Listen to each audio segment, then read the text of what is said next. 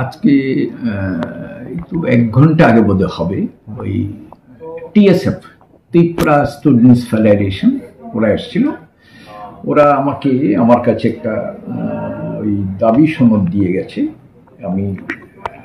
ওদের দাবি হলো আগামী যে পরীক্ষা হবে, পরীক্ষার কোশ্চেন পেপারটা এটা দুটো ভাষাতেই যেন ছাপানো হয়। যারা ককবরক ভাষায় পরীক্ষা দেবে ওদের কোশ্চেন পেপার যেন বাংলা হরফ এবং রোমান হরফ দুটো ভাষাতেই যেন ছাপানো হয়। এটা হলো সম্মত দাবি। আমি বললাম এই দাবি আমার পক্ষে মানা এখন সম্ভব নয়।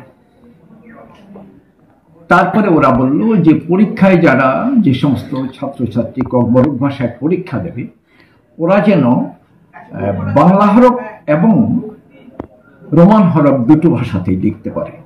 আমি বললাম এটাও আমি মানতে পারছি না, কারণ আমার কাছে গত 6 তারিখ খবর এসছে।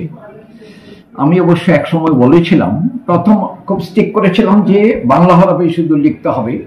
পরবর্তী সময় আমি এক সময় বলেছিলাম দুটো হরফেই লেখা যাবে, কিন্তু পরবর্তী সময়ে আমি যেটা খবর আমার দিল্লি থেকে খবর এসছে যে এখন এই মুহূর্তে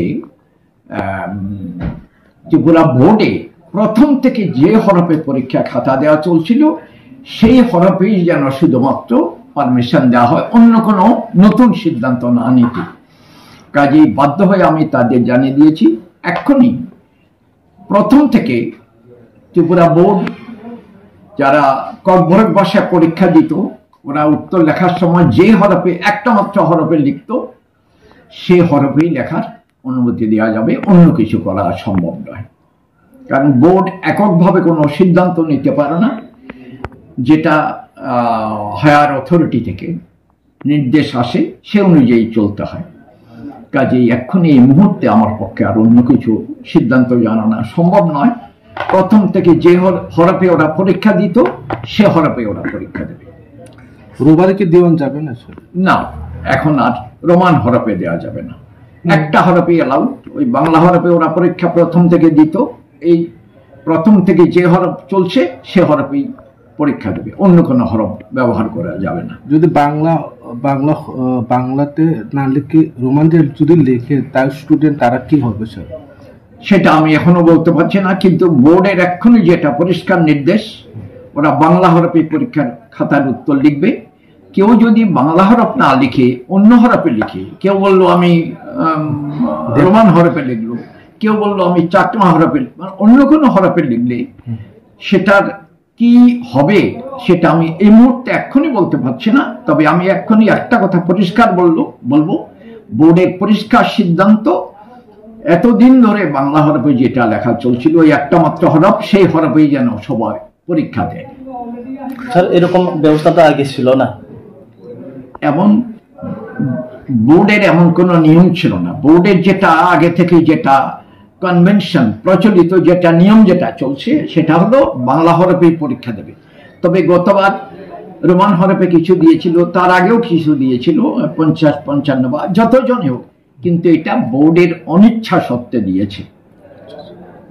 তো আমরা এইবার থেকে যেহেতু পরিষ্কার নির্দেশ এসছে, গতবার এমন নির্দেশ ছিল কিনা জানি না, কিন্তু এবার আমি পরিষ্কার নির্দেশ পেয়েছি আপনি একটা স্ক্রিপ্টে একটা হরফে ওদের উত্তর লিখতে বলবেন, আমি সেটাই বলছি। স্যার এখানে হায়ার অথরিটি বলতে ত্রিপুরা সরকার, হায়ার অথরিটি ত্রিপুরা সরকারও হায়ার অথরিটি, দিল্লি সরকারও হায়ার অথরিটি। স্যার টিবিএসসি আর সিবিএসসি এর মধ্যে কি লিঙ্ক আছে? দুটো বোর্ড তো আলাদা আলাদা। এখন না, টিবিএসসি এবং সিবিএসসি দুটো আলাদা, কিন্তু এই মুহূর্তে একটা খুব দারুণ, যেটা অনেক আগে যেটা ছিল না, 2020 যে নতুন এডুকেশন পলিসি, সেই এডুকেশন পলিসিকে ভারত সরকার চেষ্টা করছে সারা ভারতবর্ষে একটা ইউনিফর্ম এডুকেশন সিস্টেম চালু করতে। প্রত্যেকের মাতৃভাষাকে শ্রদ্ধা এখানে জানানো হয়েছে, প্রতিটি ভারতবাসীর মাতৃভাষাকে শ্রদ্ধা জানানো হয়েছে। আর স্ক্রিপ্ট ইউজ করার ব্যাপারেও এখনো পরিষ্কার এখনো সিদ্ধান্ত হয়নি, সেটা সিদ্ধান্ত হয়তো হতে পারে। তো সিদ্ধান্ত হবার আগে এখন বোর্ড নতুনভাবে যা চলছিল সেটাই চলবে, নতুন কোনো সিদ্ধান্ত দেবে না। স্যার তারা উনি তো বলেছেন 10 তারিখের মধ্যে যদি রোমান স্ক্রিপ্ট না হয় তাহলে বড় ধরনের আন্দোলন করতে পারে, এই বিষয় নিয়ে আপনি কি বলতে চান? সেটা আমি কিছু বলার নেই। ওরা বলেছেন বড় ধরনের আন্দোলন করবেন, হচ্ছে গন্ডগোল হতে পারে। আইন শৃঙ্খলা এটা পুরোপুরি রাজ্য সরকারের এখতিয়ার, বোর্ডের কিছু করার নেই। ওরা যদি গন্ডগোল করে বা অসুবিধা করে সেটা রাজ্য সরকার দেখবে, রাজ্য সরকার সামলাবে, বা যাই হোক, যাই কিছু করার করবে। আপনি কি কথা দিলেন ওনাদেরকে? ওদের আমি যেটা বলেছি পরিষ্কার, যে এখন ত্রিপুরা মধ্যশিক্ষা পরিষদে এখন থেকে 40 বছর আগে থেকে যখন ককবরক ভাষায় পরীক্ষা দেওয়া যায়, তখন থেকে একটা হরফেই সবাই লিখত। সেই হরফটাই এখন বজায় থাকবে, নতুন কোনো হরফের আমি অনুমোদন দিতে পারবো না। এখন এই একটা হরফেই দেখা যাবে। ওকে স্যার, ধন্যবাদ স্যার। ধন্যবাদ।